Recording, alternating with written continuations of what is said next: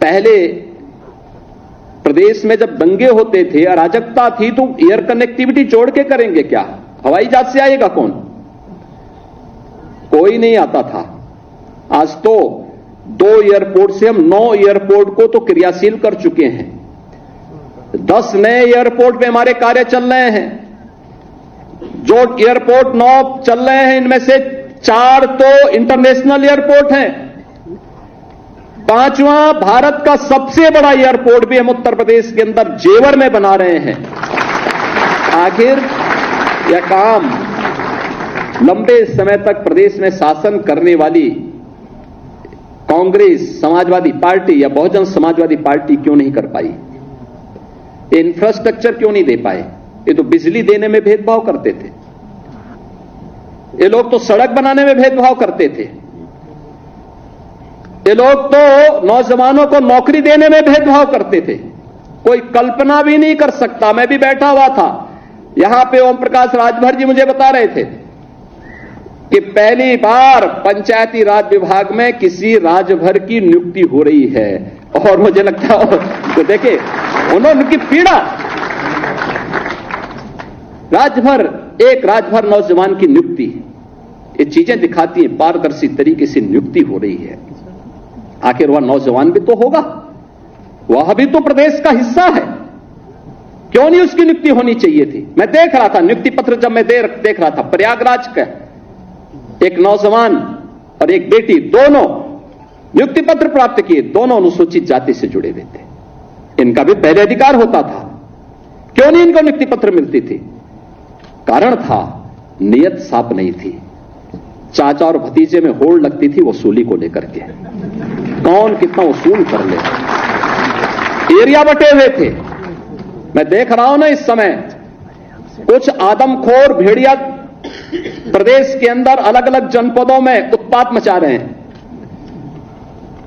और कमोबेश यही स्थिति 2017 के पहले प्रदेश की थी। ये लोग उस समय कितनी तबाही मचाए हुए थे, किसी से छुपा हुआ नहीं है। और इनके भी एरिया बटे हुए थे वसूली के, कहीं चाचा, कहीं भतीजे। महाभारत के सारे रिश्ते थे, सारे रिश्ते। फेल हो जाएगा। महाभारत का दूसरा दृश्य वहां देखने को मिलता था, और वही दृश्य उस समय भी देखने को मिलता था। बहन और भाइयों, मैं तो केवल आपसे एक ही बात कहूंगा कि जो लोग बोलते हैं, इनको अवसर दिया गया था,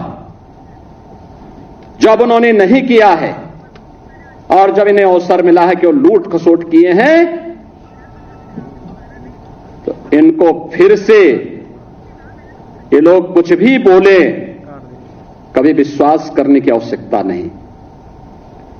ये लोग बोलते रहेंगे, क्योंकि इनके पास अब बोलने के सिवाय कुछ भी नहीं बचा हुआ है। जनता इनको देख चुकी है, इनका की गुंडागिर्दी देख चुकी है, इनकी अराजकता देख चुकी है, इनके द्वारा किए जाने वाले अमर्यादित आचरण को देख चुकी है।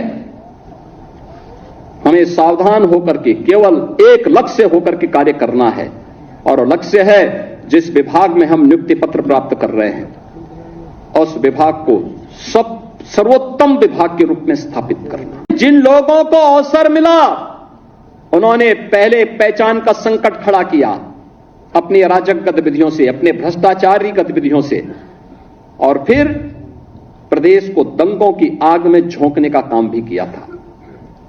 प्रदेश के शांतिपूर्ण और सौहार्दपूर्ण माहौल को आपस में ही लड़ाने का काम किया। पहले जाति जाति को लड़ाया, फिर वर्ग, मत और मजहबों को आपस में ही भिड़ाने का काम किया। महीनों दंगों की आग में झुलसता रहा उत्तर प्रदेश। तो उत्तर प्रदेश जब शांति और सौहार्द नहीं रहेगा, कोई निवेश क्यों करेगा? विकास कैसे हो पाएगा? पहचान का संकट खड़ा होगा, हर तबके का व्यक्ति तबाह होगा। और आज ये लोग फिर से अपना रंग और रोगन बदल करके फिर नए रूप में आपके सामने प्रदेश की जनता को गुमराह करने के लिए फिर से आना चाहते हैं। बुलडोजर पे हर एक व्यक्ति के हाथ नहीं फिट हो सकते, इसके लिए दिल और दिमाग दोनों चाहिए। दिल और दिमाग दोनों चाहिए। बुलडोजर जैसी क्षमता और दृढ़ प्रतिज्ञा जिसमें हो वही बुलडोजर चला सकता है। दंगाइयों के सामने नाक रगड़ने वाले लोग बुलडोजर के सामने वैसे ही पस्त हो जाएंगे। और इसीलिए मैं आप सबसे कहना चाहता हूं कि प्रदेश सरकार ने जो प्रक्रिया अपनाई है पारदर्शी तरीके से, अपेक्षा भी हम यही रखते हैं। जनता से जुड़े हुए कोई भी कार्य कोई देर नहीं होनी चाहिए। ईज ऑफ लिविंग के लक्ष्य को प्राप्त करना, ईज ऑफ डूइंग बिजनेस जब हम लोग आए थे, यानी व्यवसाय की सुगमता जब हम लोग आए थे 17 में 14वें नंबर पर उत्तर प्रदेश था। आज हम अचीवर स्टेट हैं। 1 और 2 की लड़ाई में उत्तर प्रदेश आज आगे बढ़ रहा है, तेजी के साथ आगे बढ़ रहा है। यह वही प्रदेश है जिसमें वेतन देने के लिए पैसा नहीं था। आज हम रेवेन्यू सरप्लस स्टेट के रूप में देश के सामने सबसे बड़ी आबादी है। वेतन की कोई समस्या नहीं, भत्तों की कोई समस्या नहीं, विकास के लिए किसी भी पैसे की किसी प्रकार की कोई कमी नहीं है। हम सड़क भी बना रहे हैं, बिजली भी पहुंचा रहे हैं, जनता के लोक कल्याणकारी कार्यक्रम को भी आगे बढ़ा रहे हैं। 1 करोड़ परिवार तो ऐसे हैं जिनको 12,000 रुपए सालाना पेंशन की सुविधा डबल इंजन की सरकार प्रदान कर रही है। ये तभी कर पा रहे हैं जब प्रदेश के पास पैसा है। भीख मांग के दान नहीं दिया जाता है, ये जब क्षमता है तब सरकार इसको कर पा रही है। कन्या सुमंगला योजना के माध्यम से बेटी के जन्म लेने से लेकर के स्नातक तक की पढ़ाई के लिए 25,000 रुपए सरकार उपलब्ध करवा रही है। इसलिए क्योंकि प्रदेश के पास पैसा है। सामूहिक विवाह योजना के माध्यम से बेटी की शादी के लिए प्रदेश सरकार पैसा उपलब्ध करवा रही है, बिना भेदभाव के उपलब्ध करवा रही है। इसलिए क्योंकि प्रदेश के पास पैसा है।